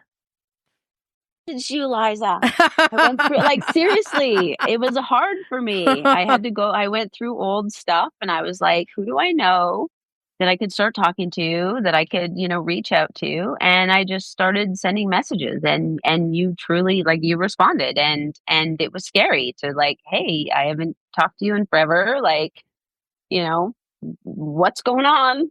Might you want to have me on as a guest? Yes. What can we talk about? And I'm doing the same thing with other people I know, just reaching out and asking the question. And Keith Code said it himself, ask for what you want. Yeah. Because if you don't, the answer is always no. It's true. So awesome. Yeah. Well, thank you. Thank you so much for coming on, sharing your story. Will you please keep us updated when there's actually a book to promote? Let us know. Absolutely. I will for sure. And thank you very much. I love the conversation and really appreciate it. Awesome. Thank you. Thank you so much. And we'll put links in the show notes to your website, and amazing. Yeah. Thank you much. Fun stories. And I'll share it around, etc. So well, cool. Well, we're going to get to some emails. You're welcome to just close the laptop if you want to, or you can listen to emails either way. But thank you very much, Misti Hurst, for sharing your story. Thank you very much. All right. Bye-bye. Misty. Bye-bye. All right. We've got just a few emails. John, you have the shortest one if you want to read that. Yes. I'm very happy to answer this question too. This is from Michael Don. Hi, Michael. Hey, Michael. Hola, Misfits. What the heck is meant by priming a motorcycle? It seems to be needed with older motorbikes. I got an answer for that. And P.S. on a more global scale, how do you feel about pineapple on a pizza? No. I freaking hate pineapple on a pizza. I bet you Canadian would have liked it. I am an Italian from New Jersey, and pineapple from a pizza is an abomination. Oh, as a Los Angelino, the Hawaiian pizza with like pineapple, pepperoni, and jalapenos is my go-to. So I refuse to try it. That's where I stand. Oh, no. Okay. Bagel, how do you feel about pineapple on pizza? I don't eat pizza because I'm on a low-carb diet. So. Okay. And I can't eat the pineapple either because it's full of sugar. So as to the other question, so I had my only point of reference on this is I had a 1970s model Triumph Bonneville with amyl carbs. And what you had to do is push down a button to prime the carburetors before the bike started. That was a kickstart. So you pressed them down. It was real funky because it just would get the gas would just gush out. That's how you primed your carb. So and then you started. So it's just filling the bowl. It's basically filling the bowl. Oh, okay. Yeah. I think that's what people are referring to. I mean, this is also. I mean, I think it can have a couple interpretations, but the older bikes back in the day when you had to prime the carbs before you start it, you had to warm the bike up, let it run. There was just a whole process. Yep. Bagel, the same thing with the older scooters, I'm guessing. There isn't really a prime on scooters that I've seen. But just in there's priming, a choke. Yeah, you get choke. I mean, but yeah, I mean, just basically turn the fuel on, put the choke on, kick it over. So I can answer that more directly from my old days of doing chores and mowing the lawn.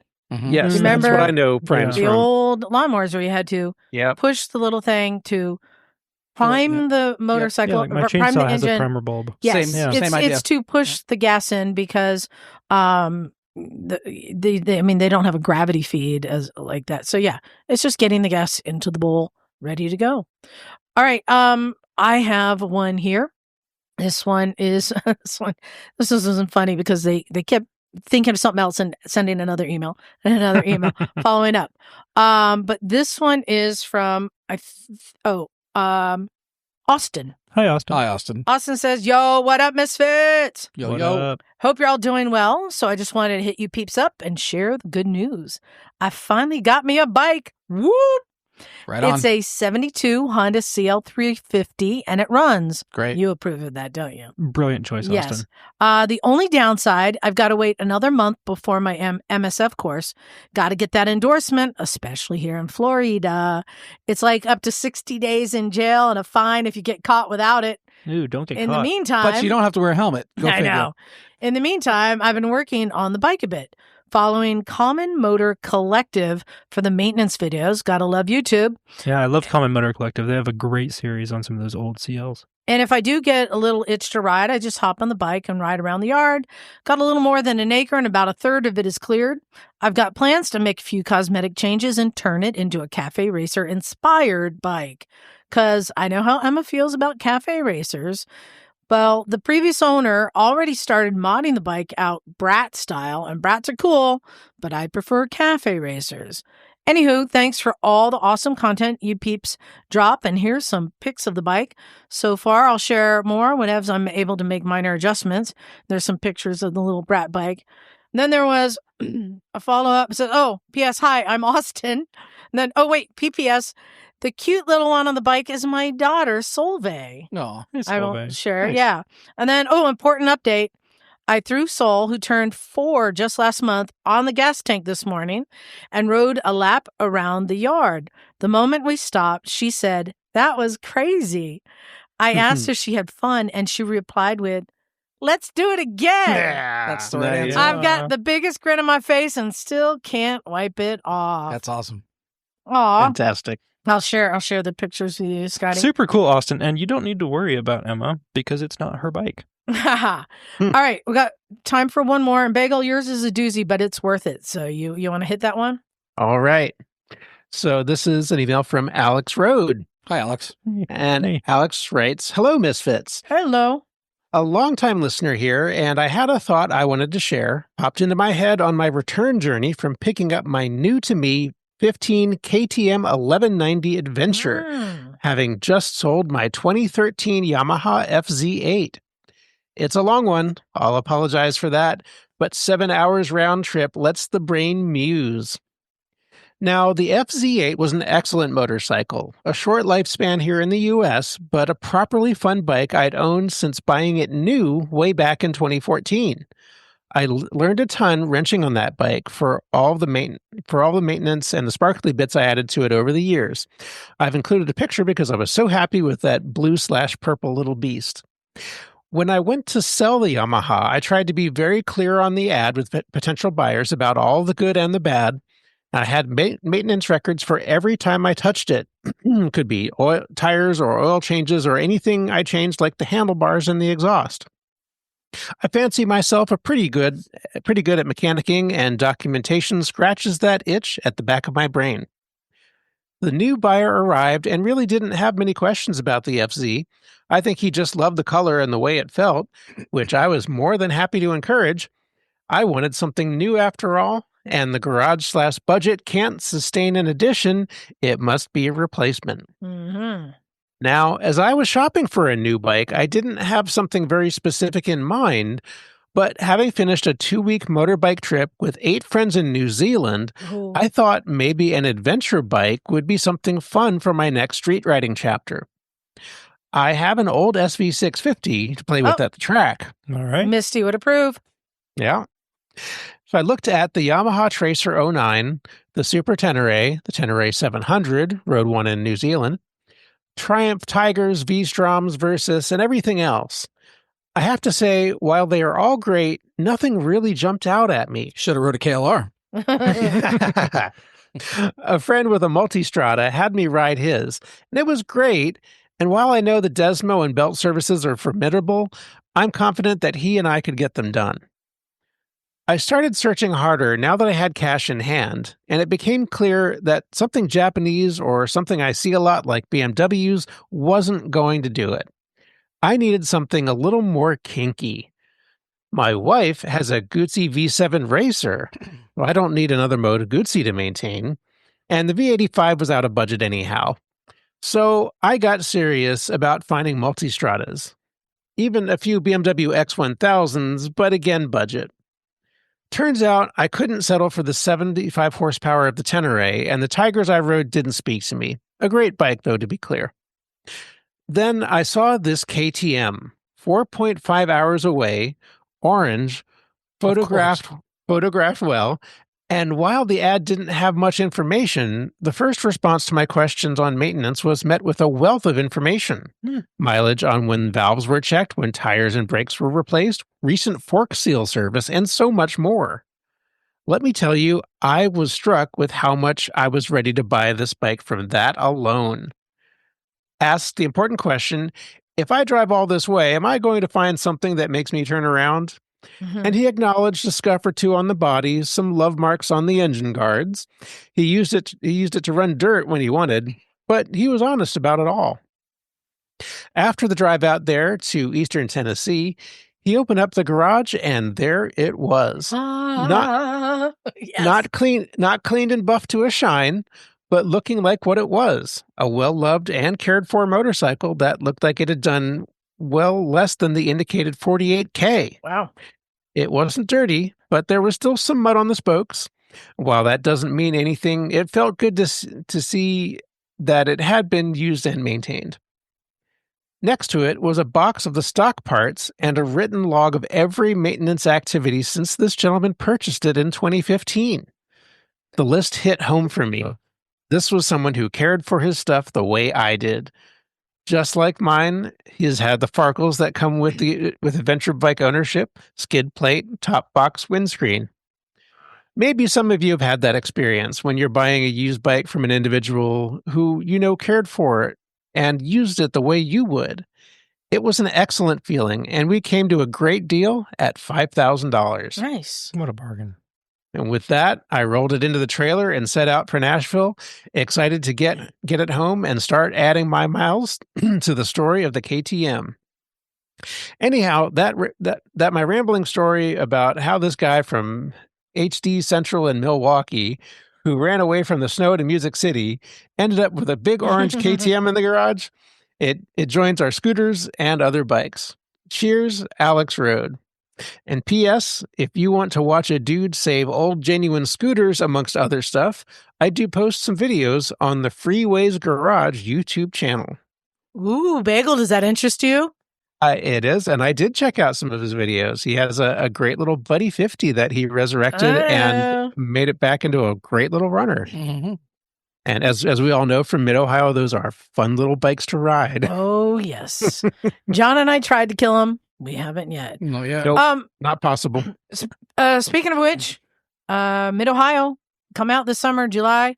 And also, John, are you officially committing now? Yeah, I'm committing to go. To the one show, which is the Nice. first weekend of May 2nd, 3rd, and 4th up in Portland. So come and join us there. But of course, we've got the rally before that. So much going on. Mm-hmm. And the, what's a Pine Nut Adventure? The Bring Your Nuts to the Pines dirt bike adventure, which is in May 15th through 18th. Oh, that's when I will be in Pakistan. Yes. Yeah. But we're going dirt bike. Yeah. Another dirt bike. It's going to be in Nevada outside of Carson City. Weather should be fabulous. Open to anybody who wants to come. Bring firewood. Bring yourself. Bring your motorcycle. And come have a good time with us. Great. So lots of opportunities. Come hang out with us. Come on out. Go to motorcyclesandmisfits.com. You'll find the link there, especially our shop where you can order a shirt. I still have the unnamed rider. I'm down to just XLs, and I think I have 3 left for $10. Wow. That's it. So there's just a few left if you want that, or you can pre-order one of the new shirts, or you can find our link at Patreon and be a supporter. We appreciate it. Really cool guest tonight, Yeah, Misty. great. I could have I had so many questions. I want to get her back storyteller. on. Oh my God, fairy tale. Yeah. Just yeah, that was really cool. So thank you, Misty, for coming on, but thanks mostly to our listeners for supporting us. We appreciate you, and we want to get to meet you. Tell others about the podcast. We want to continue to grow. Yes, please. Please do that. Spread the word, spread the gospel of the Misfits. But send us your emails. We want to hear from you, what you're up to, what you're doing, what projects you're on. And you can send it to motorcyclesandmisfits@gmail.com. Simple as that. So I think time to get out of here. Thank you, everyone. I appreciate it. This is Liza. Stubby John. Scotty. Bagel. And we are out of here. Cool.